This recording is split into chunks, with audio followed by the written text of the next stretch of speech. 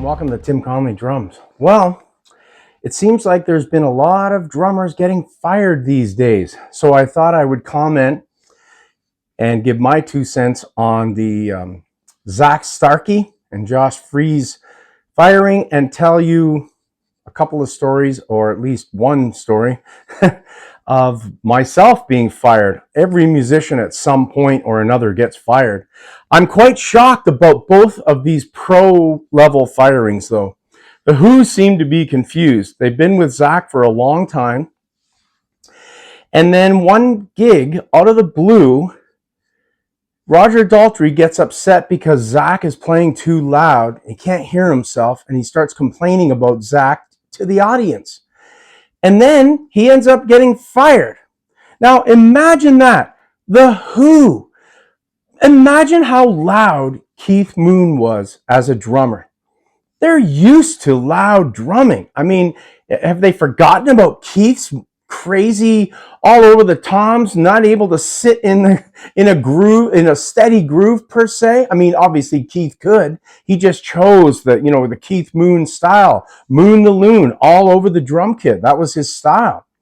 And imagine how loud Keith was. I mean, Keith blew up his drum kit on stage one time. He put 10 firecrackers. He was told to only put 1. He put 10 in his bass drum, blew up the drum kit on stage at the end of a performance when everybody else was smashing their guitars. As everybody knows, the Who used to trash their instruments, and they were notorious for this. He damaged Pete Townshend's eardrum, and Pete's been deaf ever since. So imagine, okay, that's the Keith Moon thing. Now, years later, 2025, and they've been playing with Zach for quite a long time. Now, all of a sudden, Zach's playing too loud. Like, the whole thing just shocks me. Then they decide to hire him back, and they try to work things out, whatever. And then, for some unknown reason, they fire him again. And they've hired, I think, Roger's drummer. I'm not exactly sure who they've hired now because it's not officially been released. But I think it's Roger's drummer from his solo stuff. And I don't know the guy's name, because it's unofficial. It's just rumors at this point. But wait and see. Zach might get hired back again and fired. But if I was Zach, I would say, look, man, I'm too old for this shit. I mean, honestly, they're all too old for that. Roger and Pete have been around forever. I don't know why they're going through this, what they're doing, I'm not sure. Now, let's go to Josh Freese. Josh, one of the top drummers in the world. He is a top level studio guy and live performer. I've seen him play live. I've heard him on many recordings. The guy is top-notch rock drummer. Top-notch. The fact that he gets fired really surprises me. I don't know what's going on. I personally do not know Josh, so I don't know his personality. But guys that I've talked to, and I've talked to a few over the last week that do know Josh, they all say he's top-tier guy. And not only as a drummer, but as a person, that he's a really great guy. Now, Josh released a statement. The Foo Fighters called me Monday night to let me know they've decided to go in a different direction with their drummer. No reason was given. Regardless, I enjoyed the past 2 years with them, both on and off the stage, and I support whatever they feel is best for the band. In my 40 years of drumming professionally, I've never been let go from a band. So while I'm not angry, just a bit shocked and disappointed. But as most of you know, I've always worked freelance and bounced between bands, so I'm fine. Stay tuned for the top 10 possible reasons Josh got booted from the Foo Fighters list. And I have those top 10 reasons. Okay, so as I mentioned with the Josh Freese firing situation, he came up with 10 funny things. The guy's got a sense of humor. He's being fired from I'm sure, an unbelievable gig. Foo Fighters are one of the biggest bands in the world. So he gets fired from it. But anyways, he's a funny guy. He came up with 10 reasons why he thinks he got fired. So number 10, once whistled My Hero for a week solid on tour. Number 9, could only name one Fugazi song. Now, Fugazi is a band that's Dave Grohl's favorite band, so that one makes sense. 2 words, polyrhythms. even though I think that's one word, but anyways. Number 7, metronome-like precision behind the kit deemed soulless. Ooh, that's a big one. That's a big one. Number 6, demanded starting every rehearsal with a 20-minute cowbell sound bath. I like that one. More cowbell. Number 5, never once tried growing a beard. Yeah, that's funny. That's funny. He's always been clean shaven. Number 4, didn't show up to the studio because Mercury was in retrograde. I'm not exactly sure what that one means, but I'm sure it's got, meaning inside the band. Number 3, promised Noodles he could be the 4th guitarist. Again, I'm not sure what that one is either. I don't know who Noodles is. Let me know if you know about the Mercury thing, number 4, and number 3, promised Noodles he could be the 4th guitarist. Let me know. I don't know what that means. Number 2, refused to perform unless he was guaranteed a Ouija board and nunchucks after every show. That's really funny. And finally, drum roll, please. Number 1, the whole poodle thing was getting a bit too much. Again, I don't really know what that means either. It's inside. If you guys know what those things mean, please let me know in the comments. Now, Josh has never been fired before, so this is quite surprising. Now, of course, the rumor is that Taylor Hawkins' son, Shane Hawkins, was going to be taking over. Now, that was the rumor a couple days ago and up till yesterday, but today I read something that Shane is going out on tour with his band called Chevy Metal, and that it's just a rumor. He's denying the rumor. He says he's going out on tour with Chevy Metal. Who knows? So at this point, we don't know who the new Foo Fighters drummer is. But I can tell you, based on what I know about Josh and what my fellow drummers have told me, and you can see it in his statement, he's a classy guy. He's a class act, and I don't think he deserves this. However, we absolutely don't know the inner workings of what goes on. We don't know what's going on. We're dealing with rock star egos. And I'm talking about, you know who I'm talking about, the guitarist and lead singer from the band Foo Fighters. He has got, let's be honest, he's a rock star. He's a massive rock star, one of the biggest in the world.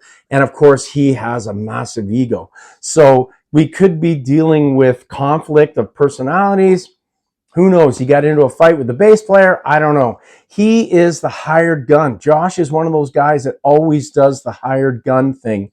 And when you're the hired gun, you don't get treated like the rest of the guys. It's plain and simple. I've been there, done that. The other thing is, I know, hired guns. They're not getting paid as much as the rest of the band. Maybe Josh confronted the band and said, hey, listen, I'd like to get a higher wage. I'd like you to pay me more. And of course, that was rejected, and that could have caused some conflicts. There could have been an argument, but I'm only speculating. I don't know. There's no reason given according to Josh's statement. So we'll have to wait and see who the drummer is. Everybody was talking about Shane taking over, Taylor Hawkins' son. I still think that's in the works, and they're just trying to keep it on the down low. There'll be some big announcement that Shane's taking over. Now, nothing against Shane. I don't know anything about him, to be totally honest. First time I ever heard of him or even saw him play was at that tribute to Taylor. So, he did a fine job, but let's be honest. He is no Josh Freese. Nobody is Josh Freese. Josh played with Sting, for God's sake. You play with Sting? Sting only hires the finest musicians. So obviously Josh is on a talent level that exceeds the expectations of the Foo Fighters. I don't care what anybody says. The Foo Fighters music, while there is some aspects of it that can be difficult and tempos and whatever, but Josh can handle it all. Taylor was an awesome drummer. I love the way Taylor played, with the arm, that arm thing that he does. I don't play like that, so I don't really even understand how those guys do that. The big arm movements, it's almost like high molar all the time. It's not my style of playing. Josh didn't play like that either. He didn't play anything like Taylor. But Josh has got some serious groove, some serious chops. His credentials are unbelievable. So there's got to be more to this. So I'll try and keep you guys updated on the Josh situation and the Zach Starkey situation, because both of them are still ongoing, you know. Now, I want to talk about myself. Now, this I can tell you about with concrete information. I've been over 40 years. I've been gigging since I was 14. And as you guys know, I got a live stream coming up on my birthday, which is May 25th. So I got a live stream. I'm turning 60. I've been gigging since I was 14, and I would say professionally since I was about 18. I mean, I did some gigs when I was 14, 15, 16, 17, high school parties, various gigs. Some of them I got paid, some of them I didn't. I really didn't consider myself to be pro at that time. But when I was 18, I got into a band that was a working band. And from there until now, 42 years of professional playing, you know. And then, of course, turning pro, really pro, was after music school, because my skill level increased so much after, attending 2 music schools. So I've been fired 3 times. All 3 of them, in my opinion, bullshit. I'm not angry about it anymore. One of them's kind of funny and ridiculous that I got fired, but let me just go through those quickly. So the first time I got fired was in the 90s. I played in a country band. And the country band was this married couple who used to fight on stage. I think I did a previous video talking about this band. And the band was called Common Ground. And they used to fight on stage, argue, call each other out. It was embarrassing. It was ridiculous. But I stayed in the band because it was a touring band and I was making decent money on the road touring. And we were playing, 5 nights a week. So it was actually a pretty decent gig. But they ended up hiring a really, really talented bluegrass Nashville studio guitar player. How the hell they got him, I don't even know. But he was a Nashville studio, well-known guy in the Nashville scene. He's in Canada. He gets hired in this country band. He's leaps and bounds ahead of everybody. This is prior to myself attending music school. So he's quite a bit better than everybody in the band. And he didn't feel, after numerous gigs with him, that I was up to par. And he may have been right. I can't remember. He may have been right, because obviously when I attended music school, my knowledge about music, my knowledge about drumming, the teachers that I had, I hadn't started studying with Dom Famularo or any of that. So it's all my pre-music school, pre-Dom Famularo days. And my playing was acceptable, but not to the Nashville standard of professionalism. Let's be honest. I was no Nashville pro. To this day, I'm probably still not a Nashville pro. But my playing now compared to then is night and day. So he started talking to the husband and wife team that ran the band that he wanted to replace me. So I'm at this gig. It was a local gig, unbelievably. It was in Toronto. And I remember my mother attended the gig. It was kind of embarrassing for me because my mother attended this gig, and he brought out his cousin, this bluegrass guitar player. I can't remember his name. It was so long ago. He brought his cousin to the gig, and he asked if his cousin could sit in. Now, I had no idea what was going on, because normally I would say no sit-ins. I don't allow people to sit in. It's a pro gig. I'm being paid. I never allow people to sit in. But because it was a member of the band's cousin, I was thinking, yeah, it's harmless. Well, he ended up sitting in for a set and a half. Nobody sits in for a set and a half. 1, maybe 2 tunes. Myself, whenever I've sat in on bands, I think the most I ever played was 3 songs. This guy sat in for a set and a half. So I started to wonder, what the hell is going on here? This guy's playing the frickin' gig. Now, he didn't get paid. I still got paid the whole gig. But at the end of the gig, I get told, don't come back. You've been fired. That the cousin's taken over. And I thought that was really shitty. What a horrible way to fire somebody. I remember Rob Zombie actually going through a similar situation with Ozzy Osbourne on tour, where Ozzy's drummer was sick. Rob Zombie's drummer filled in. Ozzy really liked him, fired his drummer, and took Rob Zombie's drummer, stole him. And Rob Zombie's going, what the hell? You stole my freaking drummer. And he's got to get a replacement mid-tour. Anyways, that's a whole different story I'll tell you about in a different video. But this was before that happened, this situation with me. But in hindsight, when I think about that Ozzy thing, I was the drummer sitting on the sideline going, what the hell just happened? How did I get fired? Anyways, I got fired. That was it. See you later. The band fell apart, though, because it turns out the cousin, I got revenge. And this happened a few times where I got let go and things didn't work out with the bands. The cousin turned out to be a drunk. So they're on tour and he's getting hammered and playing terribly. They did not contact me to ask me to come back, though, which I found out later about the whole situation about this guy basically ruining the tour. But I never got a call, which kind of surprised me, but I wouldn't have taken it back anyways. I just would have said, hey, you guys brought that problem in. Maybe I'm not as good as him, but at least I'm reliable and I'm not getting drunk at the gigs. And it's frickin' country music. No, there's some really great country drummers. Don't take that the wrong way. There's some really awesome country drummers. So anyways, second time I got fired from a band that was an original band. I got to condense this story dramatically. I've been in the band for a couple of years. We'd released CDs. We had toured. The band had actually seen some success, and we actually got a chance to perform in front of an A&R guy for a big label.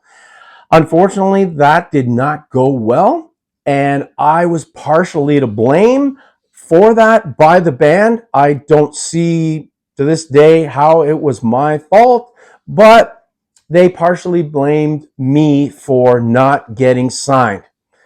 Don't really know why, but at least these guys were classy. They actually set up a meeting. They took me aside. You know, we had a meeting and they said, look, we're letting you go. Here's why. We want to go a different direction. Kind of like Josh. They want to go a different direction. Now that band also, the drummer that they hired couldn't play my parts that I recorded on the CD. He couldn't play it because I have a very unique style. I do a lot of hi-hat rolls and stuff like that, and I'm very groovy. I don't play a heck of a lot of drum fills per se, but I'm definitely got a distinct style that people seek me out for whenever I do studio stuff. So he was unable to play that. Anyways, turns out the band failed after 3 months. I think it was even less than 3 months.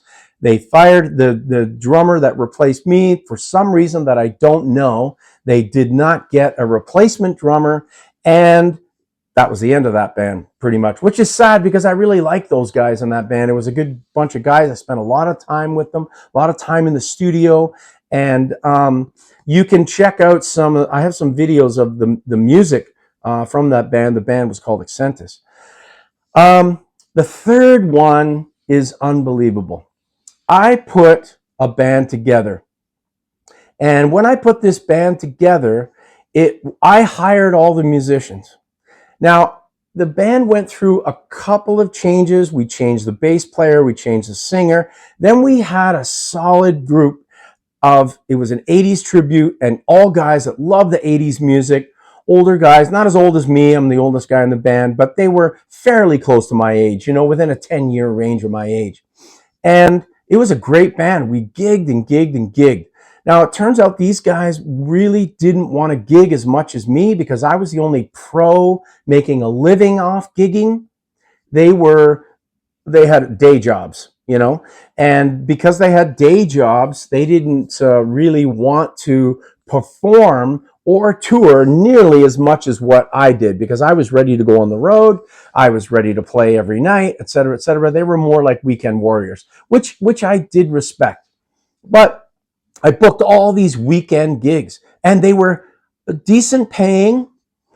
And they were actually good gigs. I got really good gigs for this 80s tribute. The band was doing well because I was booking everything because I'm the one with all the connections. So we do gig after gig after gig after gig. And you know, most bands would be happy with that, but they confronted me and said that they did not want to gig as much, that they're weekend warriors and they just want to rehearse more, gig less. I was the exact opposite. Rehearse barely at all, only if we're doing new songs, and gig, gig, gig. That's what I wanted to do. So imagine the band that I started, that I technically hired all these guys. It was my gig. Those were my backing tracks. Those were my connections, all my agents, etc., etc. Everything was me. And they decided to part ways with me and hire a new drummer and carry on. Now, I'm not going to get into the details of what happened after I left, but I can tell you that it was explosive and the new drummer did not work out. And the bass player and guitar player ended up quitting the band. The singer continued the band, and he still has that band running to this day that technically I started. Anyways, I'm laughing about it now. I was pissed off at the time, going to be totally honest. Imagine getting fired from a band you started. Anyways, in hindsight, yes, I've been fired 3 times, but I've played in hundreds and hundreds of bands, and 3 times out of hundreds of bands, really not that much firing. Kind of like Josh, you know, not out and out, you're fired because you're an idiot, because you're using drugs, you're screwing around with somebody's wife or girlfriend in the band, you're doing this, this, this, and this, and this. None of that ever applied to me. I got fired because of stupid reasons, really. Not working enough, not gigging too much. The opposite. Gigging too much. And then, of course, the situation where I was blamed for an A&R failure, which really wasn't my fault, actually, at all. The band just didn't play well that night, and the singer didn't sing that well. That was the reality. We also, I forgot to mention, in that Accentus band, we had hired a percussionist who had never played with the band. I don't even think we got a chance to rehearse with him. So imagine a percussionist showing up at the biggest gig of our life to get a record deal. And he plays, he's never played with us before. And I tried to say to them, I think it was the percussionist that was the problem, not me. They were trying to say that I was speeding up the tempos. Now, there is some truth to that. I will admit that. I listened to a recording that we made, a live recording one time, and I did play too fast. But I realized that I played too fast. They told me I was playing too fast, and I definitely got that under control and was playing with a click. Now, I can't remember if at the A&R gig I played with a click or not. I can't remember. I don't remember. So it's possible that if I wasn't playing with a click, that I sped things up. That's possible. But I do know that it was probably more of the percussionist. And I'm not trying to blame the guy because he wasn't even in the band. He was just hired for that gig. But like I said, in hindsight, the 3 times I got fired, I'm certainly not losing any sleep over it. It's something that always happens in the industry. Eventually, you're always going to get fired. Josh, took him 40 years for that to happen. Zach, I don't know. He was in the band, like I said, the Who for a long time, but he's also had other bands that he's been in. Has he been fired from them? I don't know. I will update you guys about the Josh Freese and Zach Starkey situation as soon as I get some more information. But anyways, guys, that's all for this episode. Episode of Tim Conley Drums. Anyways, thanks a lot for watching. And I wanted to mention quickly, if you could do me a big favor, I have another channel, YouTube channel called Connolly Outdoors. It's a camping channel. There's a bunch of cool videos on there, me out camping with my son. Sometimes I camp alone, but it's mainly with my son. And I need subscribers. I'm so close to being monetized. I got the watch hours, which is over you have to get 4,000. I'm over 4,000. and you have to get 1,000 subscribers, and I'm at 630. So I could really use your help to subscribe to that channel and get that channel monetized as well. Because camping, while it's my hobby, I put a ton of money into camping gear over the years, and I love YouTube, my camping channel, but it would be awesome to be able to actually make some money while I'm out doing what I love. Amazing. All right, guys, thanks very much for watching. And as always, keep drumming. See ya.